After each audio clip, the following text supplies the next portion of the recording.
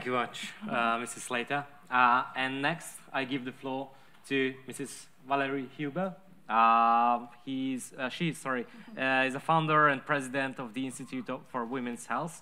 She previously served as special representative for global women's health in the U.S. Department of Health and Human Services Office of Global Affairs. She has been and still is the main promoter of the Geneva Consensus Declaration, which seeks to expand women's health and protect sovereign rights of nations to support health, life, and family through national policy and legislation. Mrs. Huber, the floor is yours.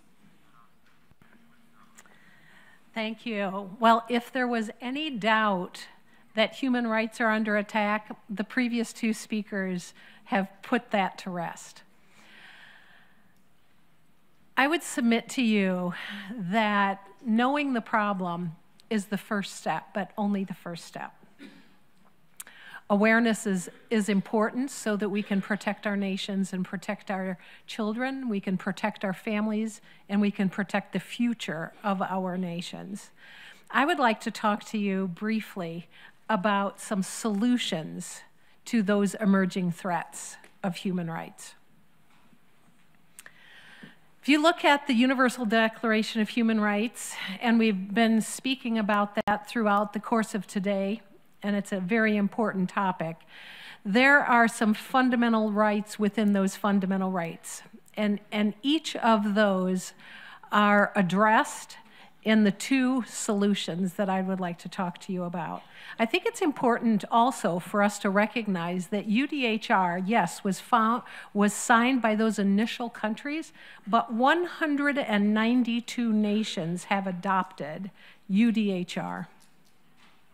Next slide, please.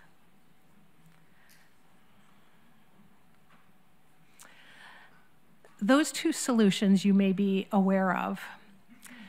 And if you're not, I would like to briefly make you aware of them today. The first is actually represented here by three nations that are regional leaders of the Geneva Consensus Declaration. Hungary, which is the Secretariat, Guatemala, which is the Latin American leader, and Uganda, which is the African leader. And we thank them for their leadership. Just a few days ago, there was the third commemoration of the Geneva Consensus Declaration in Washington, D.C. on U.S. government property. No, it was not at the White House because unfortunately our president has temporarily removed the United States from that declaration. However, we have every optimism that very soon the United States will re-enter that coalition. There were 40+ nations represented. There were members of Congress. There were leaders from around the world. And there were the highest diplomats present there representing those 40 countries. And I saw something beautiful happening. And that is, despite very different geopolitical, cultural, and other religious and other cultural values, on these specific priorities, there was agreement. And those priorities are this, all within UDHR. We need to actually go back about two, sorry. You can stop right there. That every country would agree to promote authentic women's health and thriving, knowing that women and girls are really so important to the continuation of countries.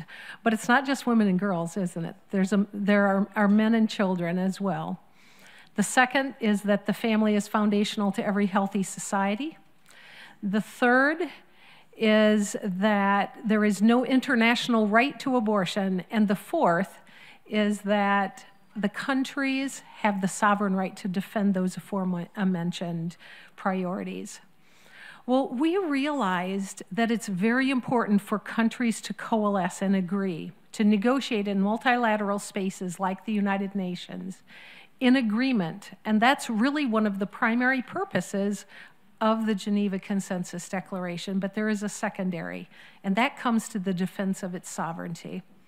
In talking to political leaders, we realized that there were vulnerabilities to the defense of these values in country. And because of that, the Institute for Women's Health worked with one country to create a prototype that will be available to all countries.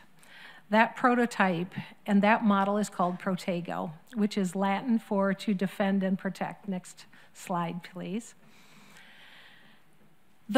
There are 4 pillars to Protego, and they exactly match those priorities of the Geneva Consensus Declaration. So any country that is a member of the GCD is automatically able to partner in the direct protection of their values in their countries. Those 4 pillars begin with health, and we are creating a women's health framework that can be available to all countries. We'll talk about that in a moment. Education. I think that Sharon did a wonderful job of making us all very aware that children are under attack, families are under attack. Who is best positioned to protect children? It's not the ministries, it's the family. And so education begins with equipping, empowering parents so that they become the primary educators for their children on any of these controversial or difficult topics. The third is diplomacy, so that nations can protect and defend their values and their people, both in multilateral and bilateral settings, and through legal and policy, which means, does the Congress have laws in place that will remove any of those vulnerabilities to external attacks to their values? Next slide, please. Because we've been working every month with the Republic of Guatemala for more than a year and a half, they received the Distinguished Award of International Honor at the Geneva Consensus Declaration just a few weeks ago. And we so appreciate President Giammattei and the ministers for which we work together. Next slide, please. I'd like to play a 2-minute video in just a second. A 2-minute video that was created by the Ministry of Education in Guatemala to share what that partnership looks like. And I want to, before it's played, I think it's really important to say this to the 40 countries that are here. Oftentimes, organizations will come to your country and make a promise of one thing and are there for ulterior purposes. We hear this in country after country. What is really unique with Protego is this is not a country coming to another country saying, we know your problems and we know your solutions. This is a partnership with those who are experts in country to craft solutions to protect the people and its values in ways only possible through that partnership. So play this video, thank you.